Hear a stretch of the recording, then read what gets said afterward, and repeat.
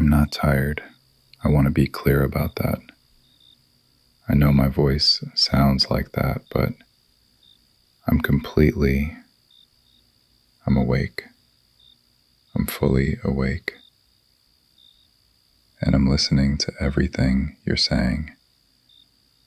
And I don't want to hang up, so please don't suggest it yet, because I'm not ready for the part where we say goodnight and the phone goes quiet. I'm just comfortable. There's a difference between tired and comfortable, and I am firmly, exclusively in the comfortable category right now. Tell me something. Keep talking. I love listening to you at this hour. Your voice does something different late at night. Did you know that? It gets a quality to it that it doesn't have at other hours. Softer, maybe. Or just more, I don't know, more like yourself somehow. Like the daytime voice has a small layer of management to it. And by this hour, that layer has come off. And what's left is just the real one. The one I like most. The one that sounds like coming home. So keep going. I'm listening. What were you saying?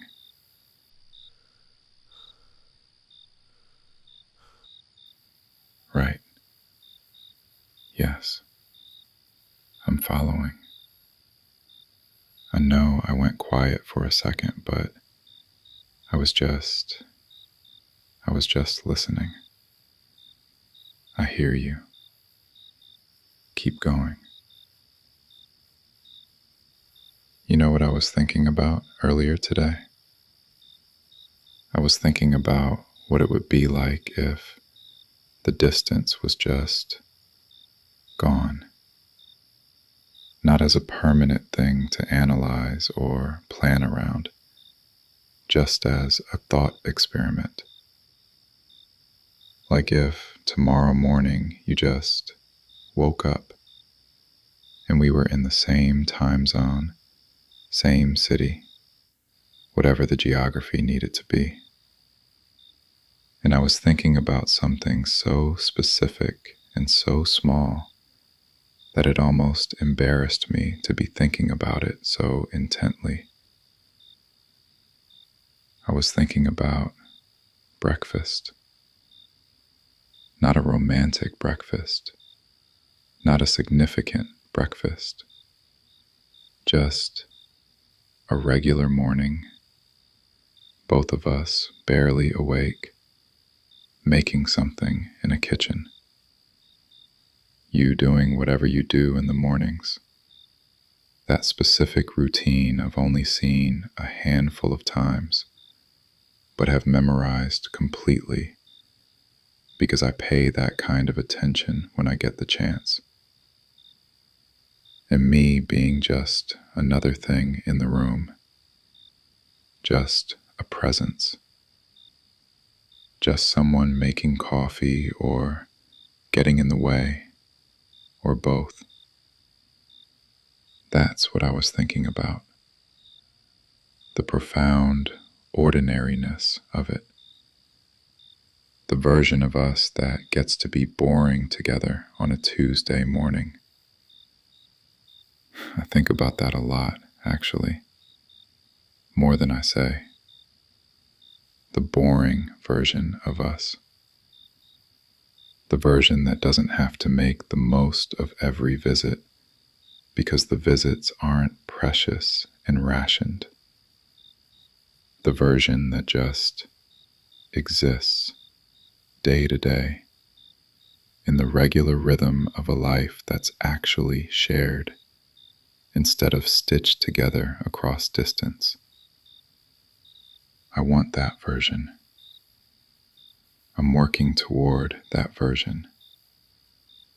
Some days the working feels very close to arriving, and some days it feels like a long road still. But tonight, on this call, I can feel the wanting of it very clearly. I want to be in your time zone. I want to be in your kitchen on a Tuesday. What time is it there? I keep losing track. The math of it gets fuzzy when I'm tired. Not that I'm tired. I already said I'm not tired. The math just gets fuzzy sometimes, regardless. Right. So that means I should definitely be asleep. But instead, I'm here. And I'm not going anywhere. And you're not going anywhere either. So let's just agree that the time is an irrelevant number. And this is what we're doing for the foreseeable future. Foreseeable future meaning until one of us falls asleep, which will not be me. Can I tell you about my day? Not because it was interesting. It wasn't. It was completely ordinary. But because I want to give it to you. That's the thing about distance that nobody really explains. The specific texture of what you miss. It's not the big things. The big things you can talk about on calls. You can say the important things, the meaningful things, the things worth saying across any distance. What you can't give across distance is the small things. The unremarkable inventory of a regular day. The thing that happened at lunch that isn't a story. It's barely even an anecdote. It's just a moment. The mood of the afternoon. The particular quality of tired at the end of it. The things that only make sense when you can hand them to someone in person. When you're both in the same room and they can receive the small things without them having to justify the distance they traveled. I want to hand you my small things. That's what I miss most. Not the extraordinary, the small. So here are today's small things, free of charge, no context required. The light this morning was doing something strange when I woke up. Coming through the curtain at an angle I don't normally see. Like the season is shifting and the sun is starting to arrive from a slightly different direction. It looked like the kind of morning light that has a smell to it, if that makes any sense. I just looked at it for a while before I did anything else. I had the same thing for lunch that I always have when I'm not thinking about lunch, because my brain was somewhere else. It tasted fine. It was fine. I thought about texting you to say I'd had the thing again, and then I thought I'd save it for the call.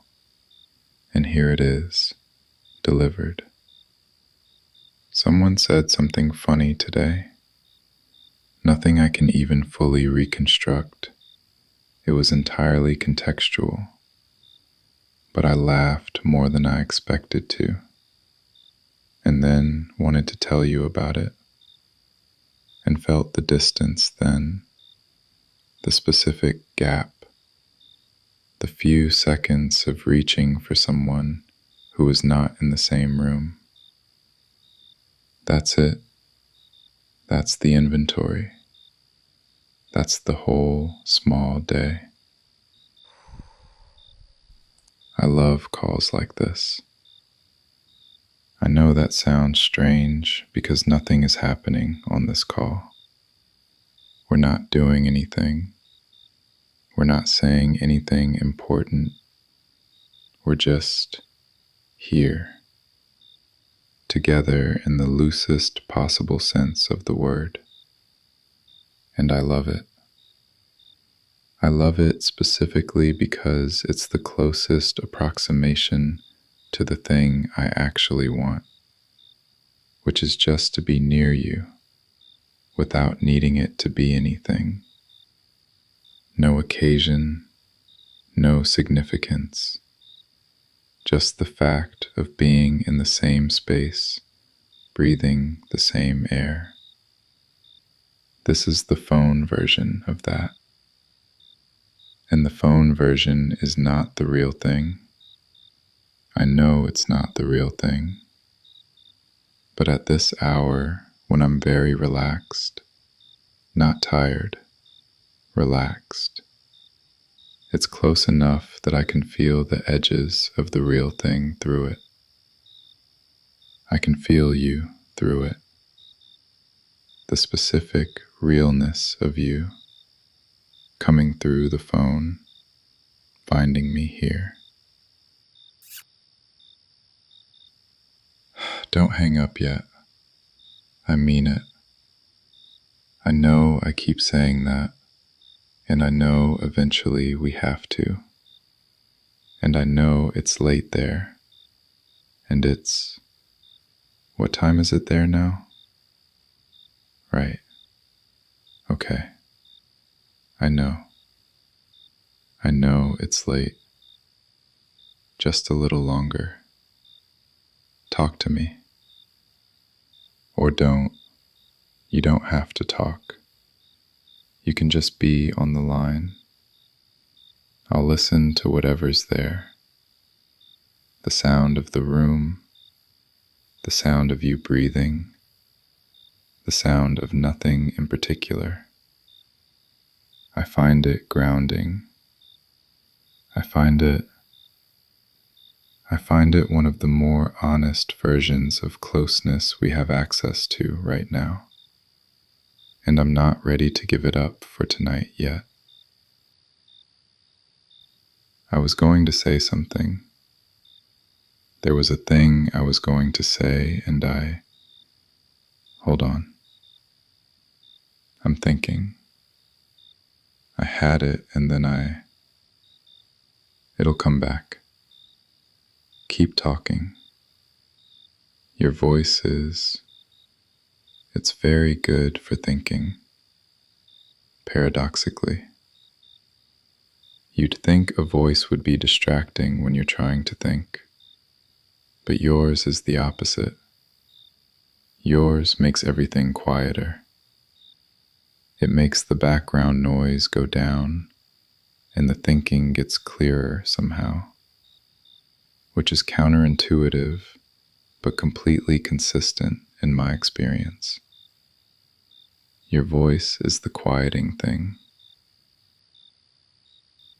I'm going to close my eyes for a second. Not sleeping, just resting them. They've been open for a long time, and they've earned a rest. The rest of me is fully awake and fully present on this call. It's only the eyes that are resting. The ears are still active. The ears are very much engaged. Keep going. I'm listening.